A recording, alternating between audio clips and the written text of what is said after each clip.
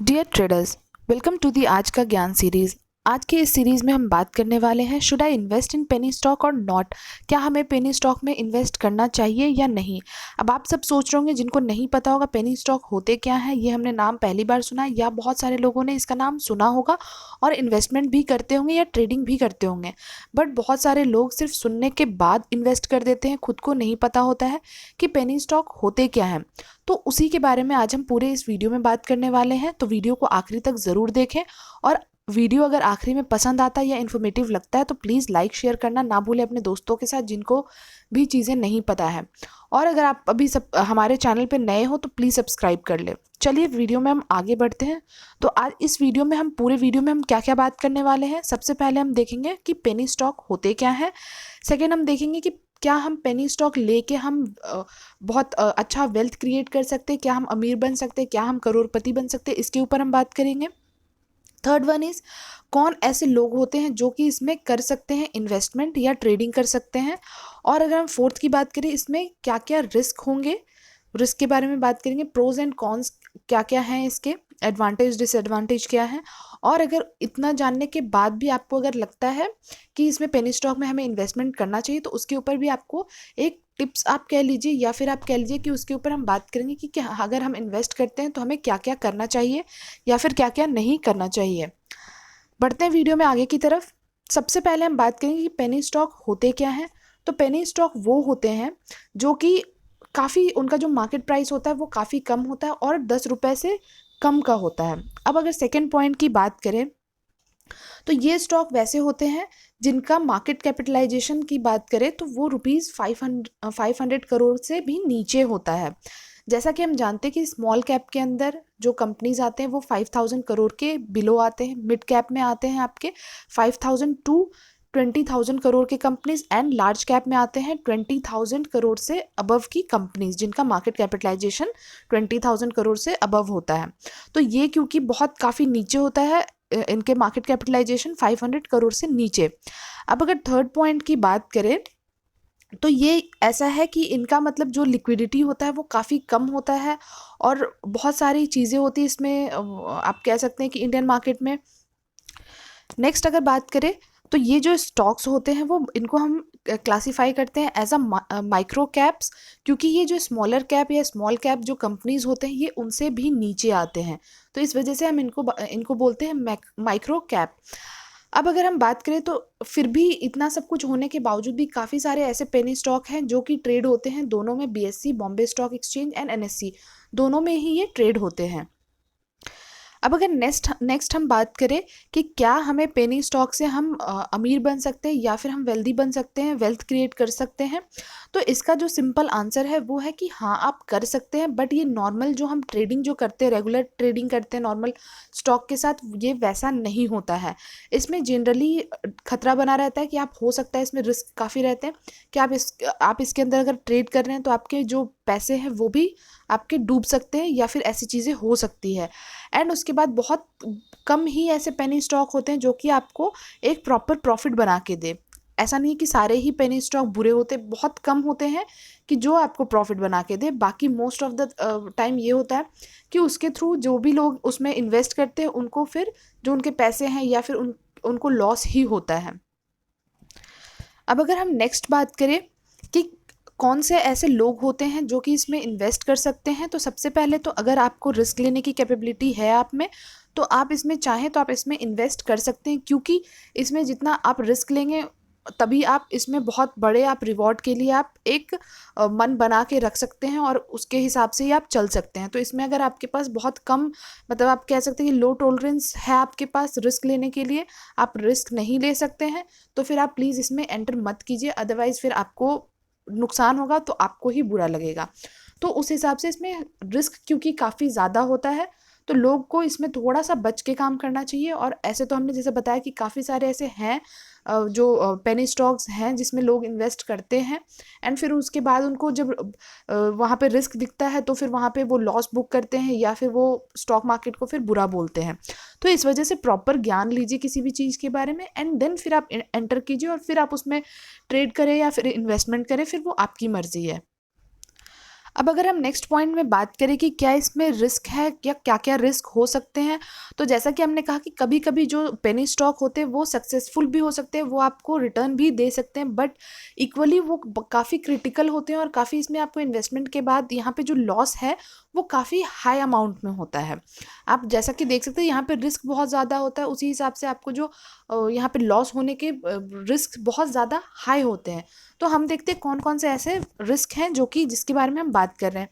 क्योंकि अगर हम फर्स्ट पॉइंट की बात करें तो इसके जो प्राइस होते हैं वो काफ़ी फ्लेक्सिबल होते हैं, मतलब काफ़ी ज़्यादा फ्लक्चुएट करते हैं इसके प्राइस। अगर हम यहाँ पे ये चीज़ देखें, कभी कभी ये होता है कि इनके शेयर प्राइस की जो इनके शेयर प्राइस होते हैं वो प्रेडिक्ट किए हुए होते हैं कि ये कुछ टाइम में बढ़ने वाला है, जैसे एक हफ्ते में या एक महीने में बढ़ने वाला है, एनालिसिस किया हुआ है। बट ये ऑपोजिट कभी कभी बिहेव करते हैं एंड अचानक से वो ओवर द मंथ या ओवर द पीरियड वो अचानक से वो गिर रहे होते हैं, जिस वजह से क्या होता है कि काफ़ी सारे लोगों को इसमें फाइनेंशियल लॉस हो जाता है, क्योंकि इनके प्राइस कभी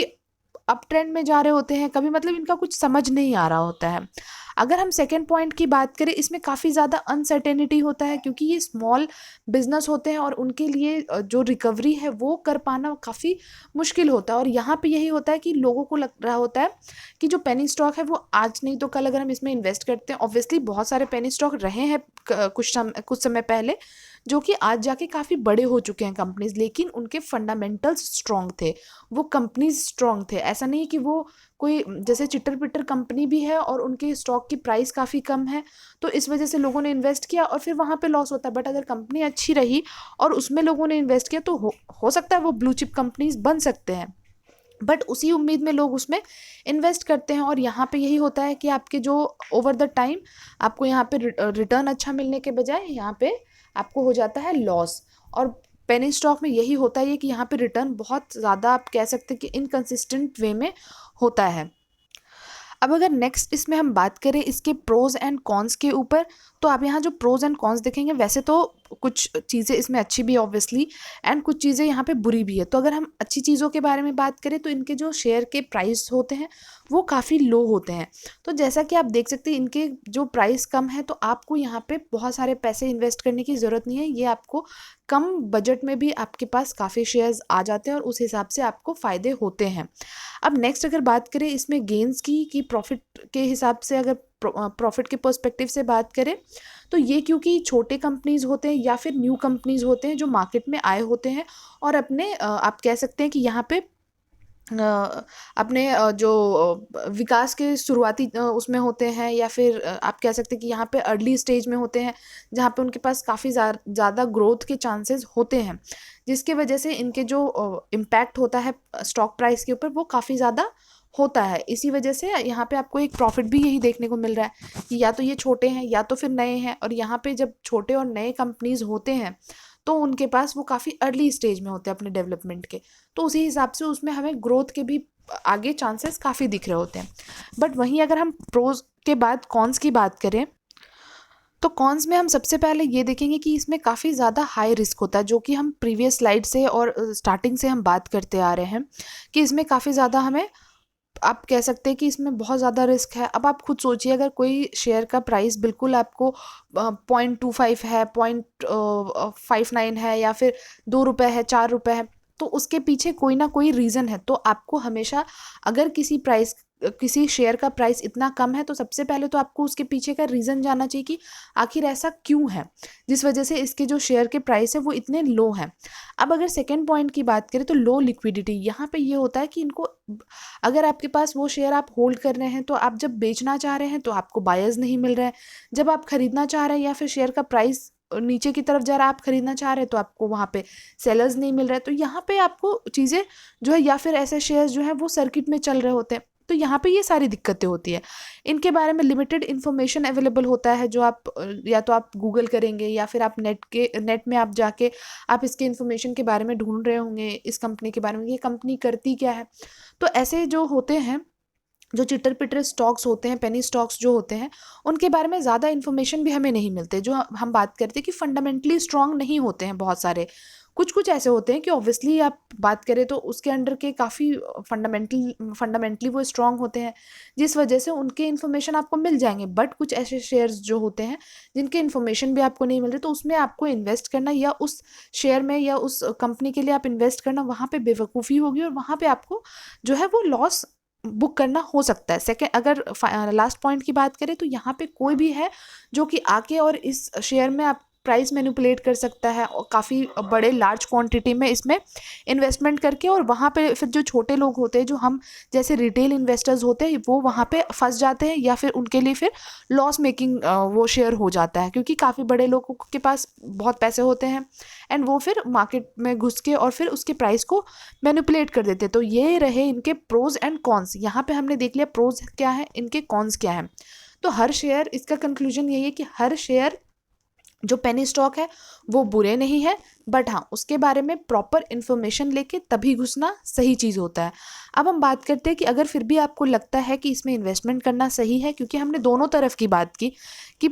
इनके जो अच्छाई क्या है, बुराई क्या है, इसमें आप इन्वेस्ट करते हैं तो अच्छा क्या होगा, बुरा क्या होगा। बट उसके बावजूद भी अगर आपको लगता है कि इसमें इन्वेस्ट करना है, तो हम कुछ पॉइंटर्स ऐसे देखेंगे जिसपे हम ये डिस्कस करेंगे कि हमें क्या क्या चीज़ें हैं जो हमें ध्यान में रखनी चाहिए। तो अब हम बात करते हैं कि tips for investing in penny stock, या फिर आप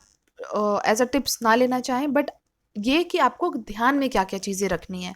तो अगर फर्स्ट बात करें तो look for the value not just the price. ये नहीं कि हम सिर्फ वैल्यू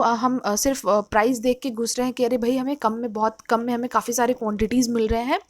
बट उसकी क्वालिटी भी आपको देखनी चाहिए, उनके वैल्यूज़ भी देखने चाहिए, उनके जो बिज़नेस क्या है उस कंपनी के, उनके सर्विसेज क्या प्रोवाइड कर रहे हैं कंपनी। क्योंकि आप आंख बंद करके आप लॉटरी का टिकट नहीं परचेज करने जा रहे, आप किसी चीज़ में इन्वेस्ट करने जा रहे हैं जो कि आपको फ़ायदा बना के देगा। तो वहाँ पे हमें थोड़ा दिमाग लगा के और थोड़ा सा रिसर्च करके हमें एंटर करना चाहिए। अगर हम सेकंड पॉइंट की बात करें, अगर आपके पास टेक्निकल नॉलेज है तो उसको भी आप इग्नोर ना करें, आप उसमें भी ये चीज़ देखें कि इनके जो मोमेंटम है वो क्या है, या जो टेक्निकल इंडिकेटर्स जो होते हैं, RSI होते हैं, मूविंग एवरेजेस होते हैं, वो सारे भी आप देखें और उसके बेसिस पे भी आप एनालिसिस करें। तो फंडामेंटली भी आप एनालिसिस करें, टेक्निकली भी एनालिसिस करें, और तब आप उसमें